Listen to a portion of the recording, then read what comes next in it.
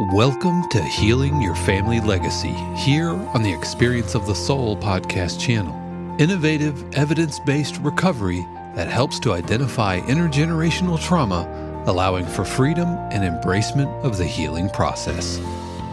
Today, episode 68, Process Addiction, Part 1. And now your host, Dr. Donna Bevan-Lee. And this is Dr. Donna Bevan-Lee helping you heal your family legacy. Hello, and glad to know that you're all listening. Today, I would like to just start out by acknowledging some facts, because I've talked about facts a lot in my show, that facts are really important. I don't talk about false facts. That's kind of an oxymoron. It doesn't really exist. I talk about real facts, and some of the real facts, and that's also, that's a redundancy, real facts. But I will say that we are still in a pandemic where people are still getting sick and they are still dying, although, it seems to be true that the number of hospitalizations are continuing to drop, even though the number of cases are starting to rise again. And we are in distress. We've been in this pandemic for over 2 years. Everybody's tired of it. I hear people say on TV, on the street, I'm so sad. I am so tired of this pandemic. Well, yes, we are all tired of this pandemic, this global catastrophe that has happened to us. I mean, if there was a global hurricane, it would be a huge catastrophe. And this pandemic has been a global catastrophe. And it's gone on, which is if you have a tornado or a hurricane or, even somebody, God forbid, walking in and shooting people, which we know they do all the time, it's over. It's like it happens and it's over, and then you deal with the long-term impact, and it impacts some people more long-term than it does others, but it impacts us all, and this has been really difficult. On top of that, we now have inflation, thanks to, the pandemic, supply chain issues, and now Mr. Putin, who has started a war in Ukraine, which, that's another issue. There's a war going on in Ukraine. And I was talking to a friend the other day about this war. I think it's important not to forget about it because it could impact all. It is impacting all of us who are aware of it and who are, care about those people. And that is that, why is it that we are really concerned about this war? Is that because we're racist? Because when it happened in Syria, we were kind of going, well, that's terrible, but we weren't talking about it like we're talking about this. And my response to that, I thought about that because it is true. And it's like, is it just our racist thing? I would guess that might be part of it. I'm not going to rule that out. Because I think the other piece is that when we view these people who are running away from this, genocidal maniac, I will call him what I think he is, because it's my show, they look like us. They've got, the kids have little toys and they have little jackets on that look like the jackets that our kids wear. Most of them are white. Some of them are not. They dress like us. They have cars like us. They don't, some of them speak English. Some of them don't, but we see ourselves in them. Maybe more than we saw ourselves in the Syrians because they don't look like us. We are, now is that racist? Maybe. What I know is that the other piece of this is that I think those of us that are paying attention to this are also acutely aware that this man, Putin, is out of control. He, without thinking about it, goes in and tries to annihilate entire races and groups of people. And so that's another stressful thing. So we've got the pandemic, we've got inflation, we've got this war that is really horrifying. And, I hope it doesn't spread, and I hope it doesn't turn into World War III. I think the jury's out on that one. And then there's, this kind of this radical right and radical left. It's like we used to be civil people. We used to think about things before we spoke. When I grew up, and I know that's true for a lot of people, even who are younger than me, it's like our parents would say, think before you speak. If you can't say something nice, don't say it. Don't say anything at all. Be grateful for what you have. Be grateful for where you are. I asked my mother once, who was also a very wise person, even though she was not highly educated, but she was very wise. And I asked her when I was little, how come we grew up, we were born here where we have abundance, we have what we need, and other people are born in places where they don't have anything and they're struggling all the time. And she said, we didn't have any more control over where we were born than they do. We don't have any control over that, but we can be grateful for what we do have and reach out and help other people who are not as fortunate as us. And I am sure that many of you heard parents, teachers, our elders say these things to us when we were young, where we would, if we saw an elderly person, we would open the door for them. We'd let them go first. We'd, the Boy Scout, help an old person across the street. This doesn't happen anymore. We've become somewhat uncivilized. And so as we face all these crises and all these issues that are very difficult, we need to keep those things in mind. We need to think about it. And I think that if we're able to do that, we will be more likely to get through it. Because we will get through it one way or another. And if we don't get through it, none of us will get through it, and you won't have to listen to me ever again. But I think thinking about those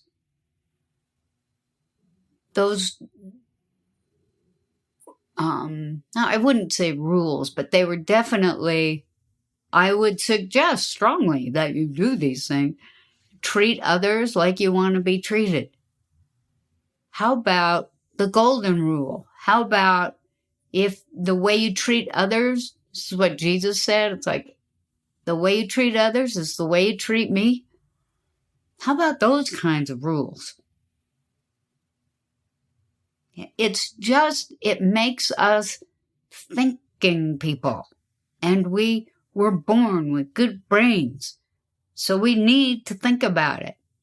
Now, I'm going to stop lecturing you right now, and I'm going to talk about what I was going to talk about today, and that is to pick up on process addictions. We've talked about alcoholism, drug addiction, these kinds of addictions that are substance addictions, where you can actually stop. Smoking is an addiction. You can actually stop doing that. Your life can go on just fine without drinking alcohol, using drugs to get high or loaded, and smoking. You can get along without smoking. And so those kinds of addictions are not process addictions, and you can abstain from them. Process addictions happen over a long period of time, and we can't abstain completely from the behavior. Like we've talked about, I've talked about with people on the program too, Matthew and Heidi, that sexual addiction. You can't abstain from being a sexual person. Well, no, you can't. You can't abstain from that because you'd have to have if you had a really bad brain injury, you might, because remember, your sexuality happens in your brain. It's about your brain. So that's why when we are dealing with sex offenders, people who act out sexually against others, and we try to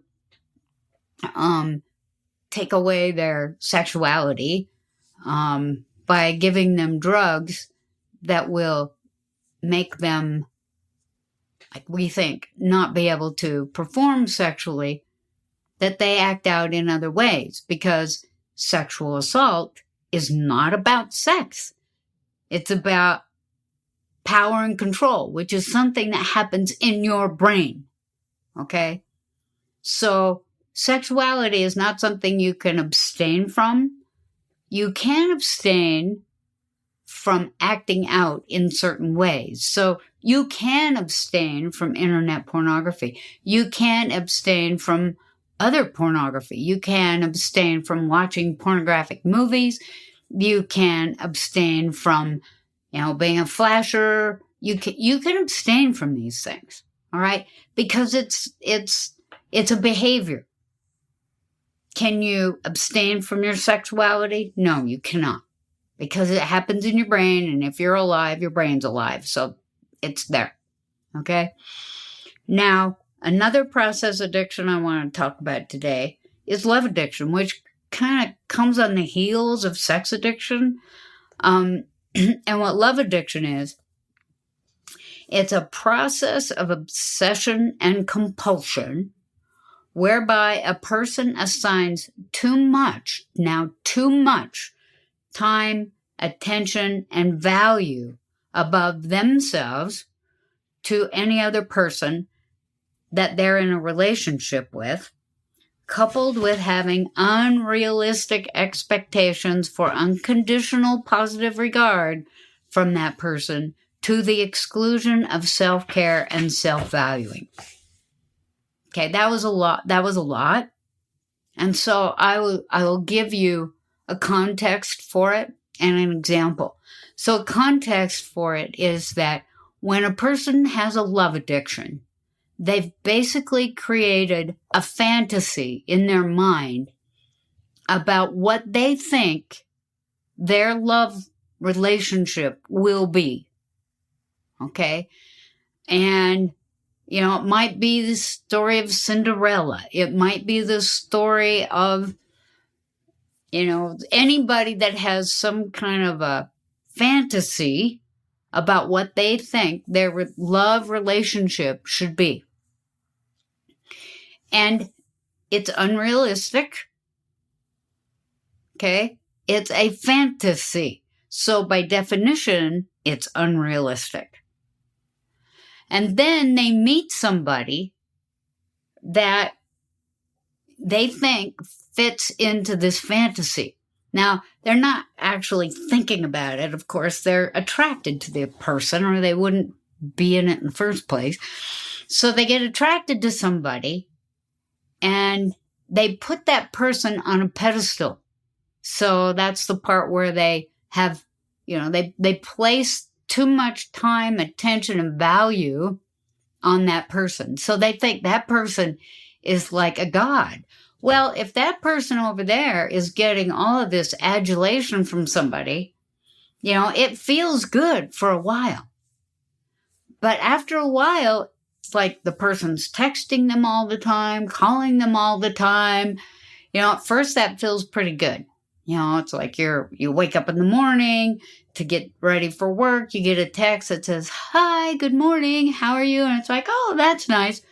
But after about the fourth text that morning, they start to go, well, I've got to get ready for work.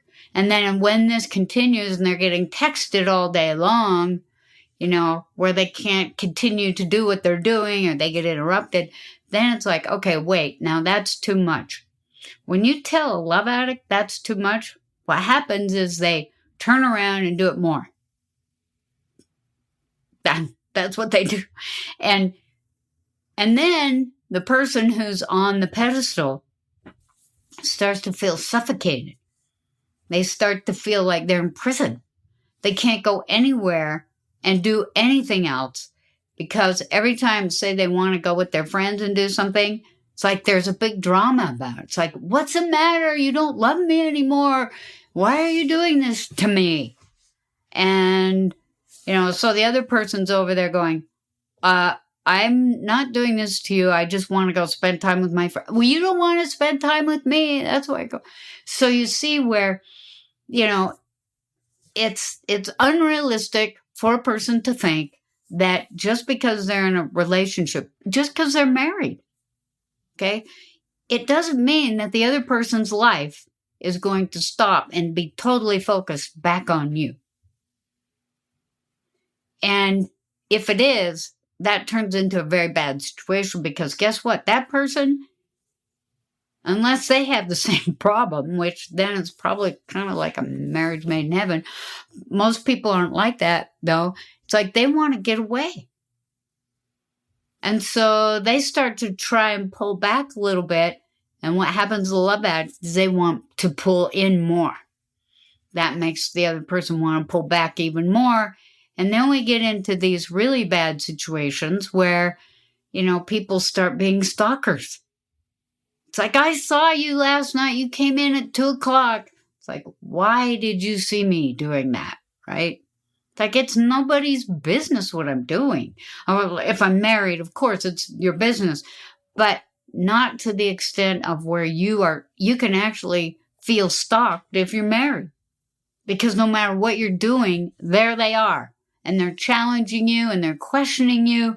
And it all comes from this place of not having their own needs and wants met by their parents.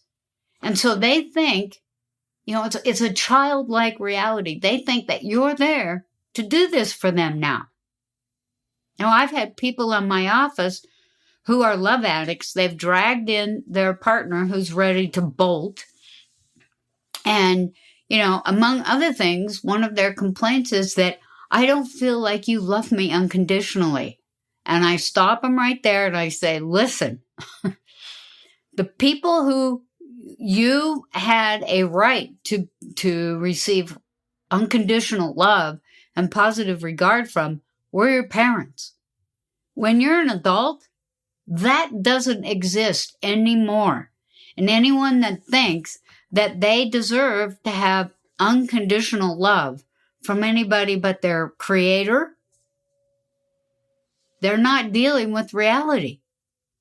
All love is conditional, with the exception of being a child. And a child has a birthright and a reasonable expectation of being loved unconditionally. Now, they don't know this, okay? But they start to recognize it when they know, your kid has felt loved unconditionally if they know that you have their back at all times. That's what it is. If you know that no matter what happens to you, no matter what you do, that those people will love you. And as a child, you know that they'll not only love you, they'll be there for you. I read this really interesting book, and can I remember the name of it? No, but one of the first school shootings. We all know that story. It was a horrible day. It was a horrible time. So Dylan Klebold, who was one of the shooters of Littleton, Colorado, his mother, Sue Klebold, many years later, it's probably been about 4 or 5 years since I read this book, She wrote a book talking about her experience of being the mother of Dylan Klebold. It was heartbreaking. It was very heartbreaking. And I want to tell you that the thing that stood out to me, one of the things that stood out to me anyway, was how much she loved this boy.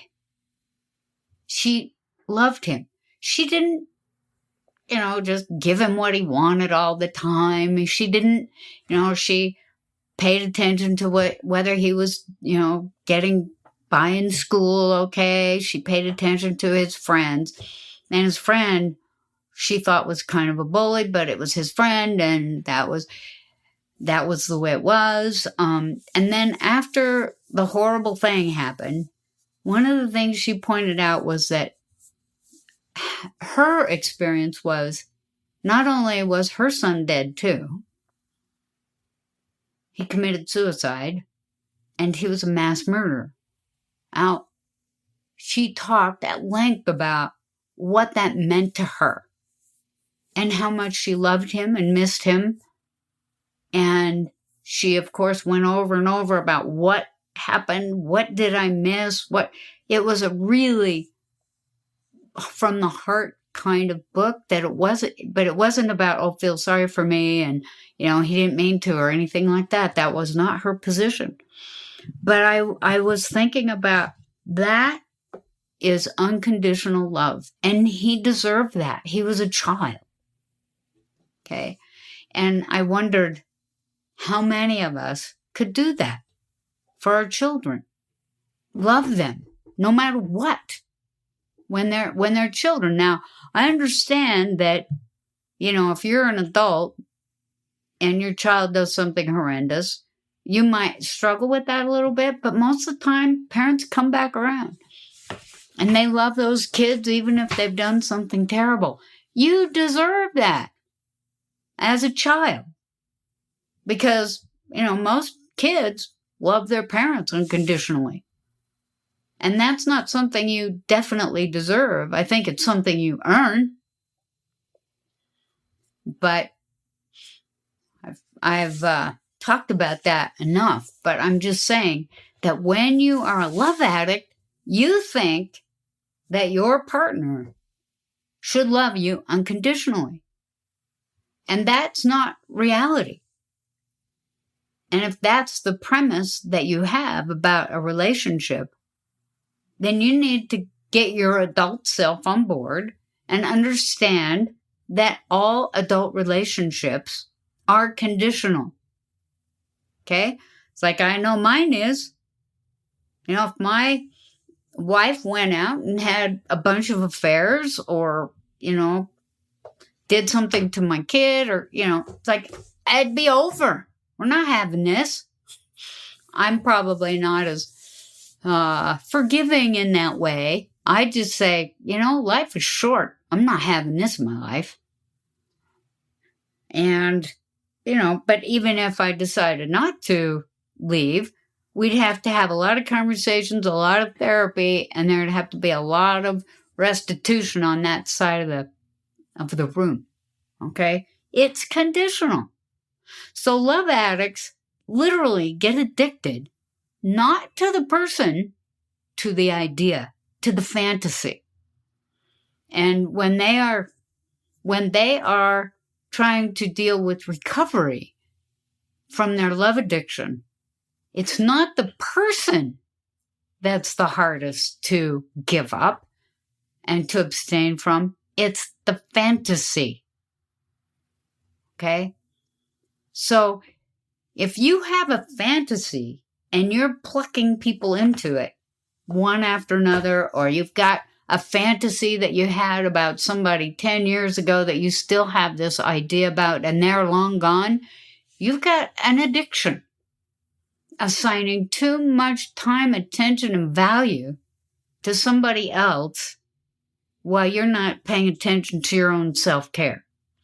So what I would say to you is that you need to get your adult back. We've talked about that. It's like you talk to yourself. This is who I am. This is how old I am. This is what I do in my adult life. This is what's happening in my life. Get your adult self on board and say, I need to let that go. And if you need help doing it, there are what we call SLAA programs, another 12-step program. There's a 12-step program for every addiction. And this was Sex and Love Addiction Anonymous. And the sex part is that, you don't really take ownership of that person until you have sex with them. And then once you have sex with them, it's like, okay, now I own you. Okay? So you need to back that up and say, well, I'm not going to be sexual until we're in a primary relationship, until we're in an exclusive relationship. Okay? And once you do that, then you know what you have, more or less. Okay? So it's called Sex and Love Addiction Anonymous, and there are meetings all over the place for this particular addiction. And I would strongly suggest, if any of you have this, to get help. Because this life is not a dress rehearsal. And if you want to be in a relationship, you should be in a relationship. Most of us want to. We're social animals. And you need to get your head on straight about what relationships are about and take a look at your childhood trauma that created this nightmare in the first place. Get that resolved, and then it feels different. Okay, it will feel different. And so, next time, I'm going to pick up on this process addiction, because these are things that happen to people all the time, and they think that, well, usually they say, oh, it's your fault, it's their fault, it doesn't matter. You need to deal with the addiction first. Okay, talk to you next week. Thank you for listening to this episode of Healing Your Family Legacy here on the Experience of the Soul podcast channel. This channel is made possible because of listeners just like you. If you would like to support the channel with your tax-deductible contribution on an ongoing basis or through a one-time gift, head over to experienceofthesoul.com/support. Healing Your Family Legacy is copyright 2022, Dr. Donna Bevan-Lee, all rights reserved. Our theme music is composed by Dave Croft and used with permission. The Experience of the Soul podcast channel is a production of 818 Studios.